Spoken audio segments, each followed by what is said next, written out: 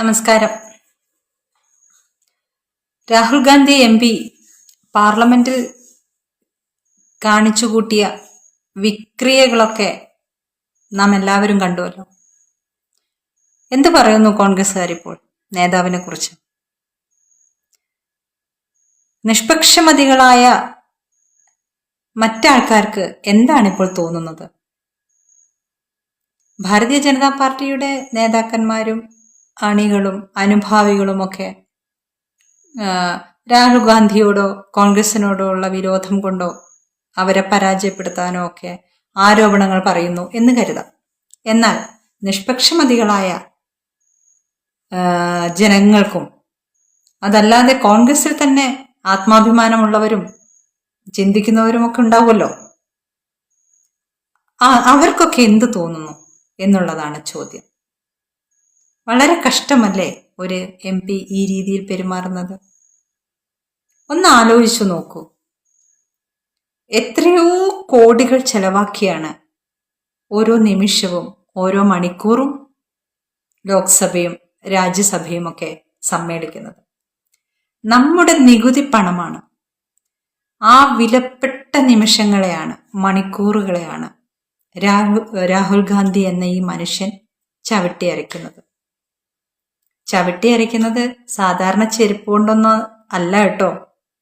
ഇന്ന് സോഷ്യൽ മീഡിയയിൽ കണ്ട വിവരം അനുസരിച്ച് അദ്ദേഹത്തിന്റെ ഷൂസിന് 3 ലക്ഷം രൂപയാണ് വില.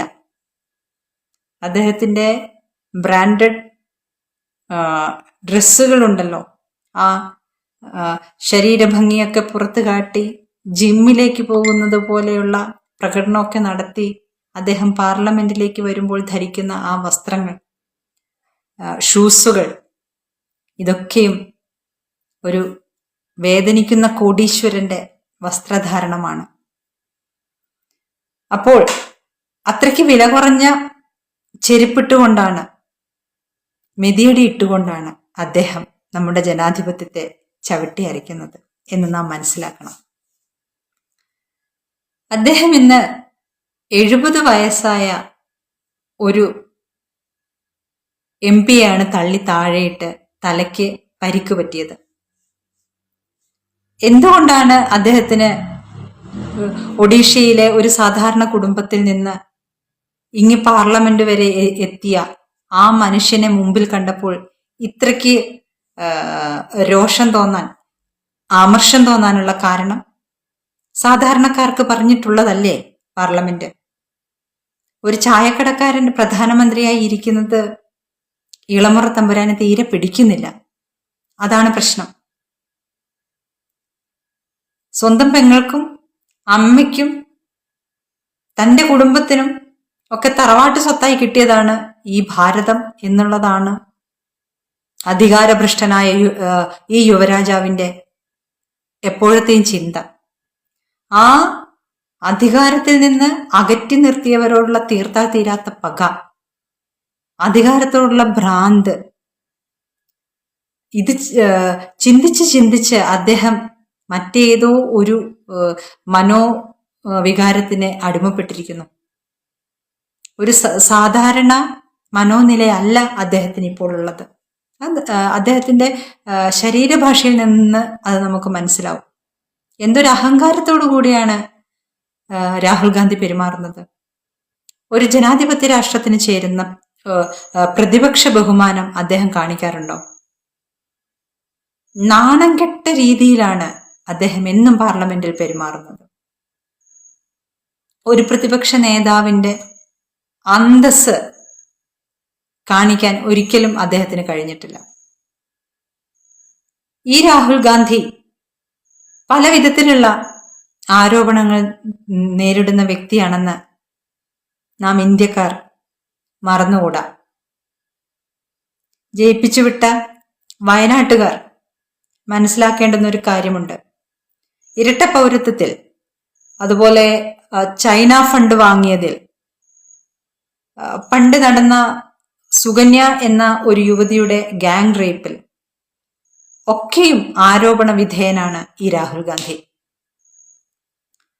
ശ്രീ വാജ്പേയിയുടെ ഭരണകാലത്ത് വിദേശത്ത് മയക്കുമരുന്നോടുകൂടി ഇദ്ദേഹം പിടിക്കപ്പെടുകയും അദ്ദേഹത്തെ അന്ന് വാജ്പേയി രക്ഷിച്ചു കൊണ്ടുവന്നു എന്നും നമ്മൾ വാർത്ത കണ്ടിരുന്നു.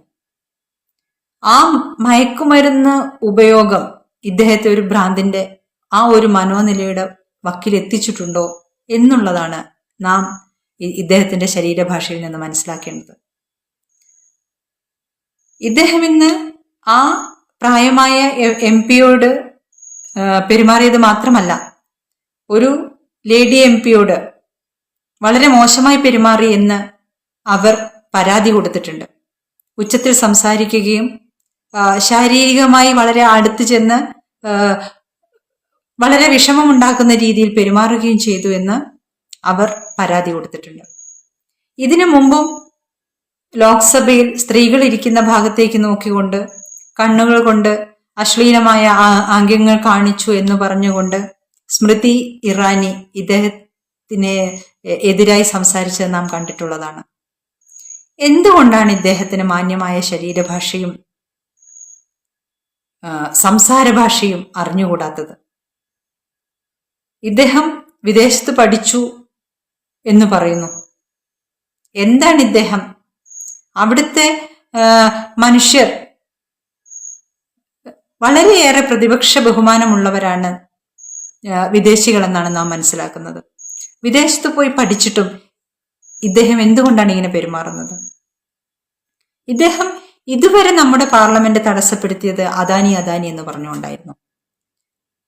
അദ്ദേഹത്തിന്റെ തന്നെ പാർട്ടിയിലെ മുന്നണിയിലെ മറ്റ് കക്ഷികൾ ഇതിനോട് വിമുഖത കാണിച്ചപ്പോൾ ഇപ്പോൾ അദ്ദേഹം അംബേദ്കർ എന്ന് പറഞ്ഞുകൊണ്ടാണ് നമ്മുടെ വിലപ്പെട്ട പാർലമെന്റിന്റെ പ്രവർത്തനത്തെ വിലക്കുന്നത്. ഇദ്ദേഹം ബാലക് ബുദ്ധിയോ പപ്പുവോ ഒന്നുമല്ല. ഇദ്ദേഹം ഒരു വിഷവിത്താണ്. രാജ്യത്ത് വിഘടനവാദവും ജാതി ചിന്തയും വളർത്തി, അരാജകവാദം വളർത്തി, ലിബറൽ ചിന്തകൾ വളർത്തി ഈ രാജ്യത്തെ നശിപ്പിക്കാനുണ്ടായ അന്തകവിത്താണ് ഇദ്ദേഹം.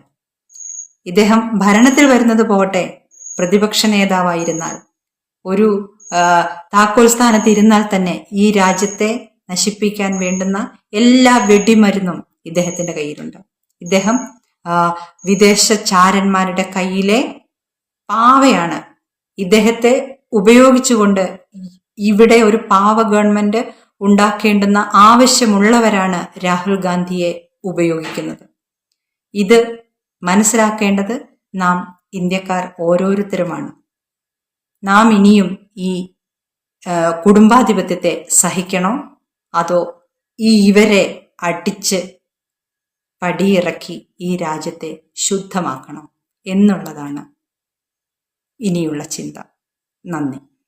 കഴിഞ്ഞ ദിവസം നമ്മളൊരു വീഡിയോ ചെയ്തിരുന്നു. നമ്മുടെ ഒരു സംഘപ്രവർത്തകനെ സാമ്പത്തികമായിട്ട് സഹായിക്കാൻ വേണ്ടി തന്നെയായിരുന്നു. അതിലെ യാഥാർത്ഥ്യങ്ങൾ പറഞ്ഞുകൊണ്ടുള്ള വീഡിയോയുടെ വിശദ വിവരങ്ങൾ അറിയേണ്ടവർക്ക് നമ്മുടെ ഈ വീഡിയോ കഴിഞ്ഞ ഉടനെ ആദ്യ കമന്റ് ആയിട്ട് അത് പിൻ ചെയ്ത് വെക്കുന്നതാണ്. അത് എല്ലാ മാന്യ പ്രേക്ഷകരും കാണേണ്ടതുണ്ട്. കാരണം നമുക്കറിയാം, ഇവിടെ നിരോധിക്കപ്പെട്ട പോപ്പുലർ ഫ്രണ്ട് എന്ന് പറയുന്ന ഭീകര സംഘടന, മുസ്ലിം ഭീകര സംഘടന, ആ ഭീകര സംഘടനയും SDP-യുമായി ചേർന്നുകൊണ്ട് നമ്മുടെ ഒരു സംഘപ്രവർത്തകനെ കള്ളക്കേസിൽ കുരുക്കിയതാണ് വിഷയം. അപ്പൊ അത് വിശദമായിട്ട് ഞാൻ മുൻപൊരു വീഡിയോയിൽ കഴിഞ്ഞ ദിവസം പറഞ്ഞിട്ടുണ്ട്. അത് ഇവിടെ പിൻ ചെയ്ത് വെക്കുന്നുണ്ട്. അപ്പോൾ അത് എല്ലാവരും ഒന്ന് പോയി കാണുക.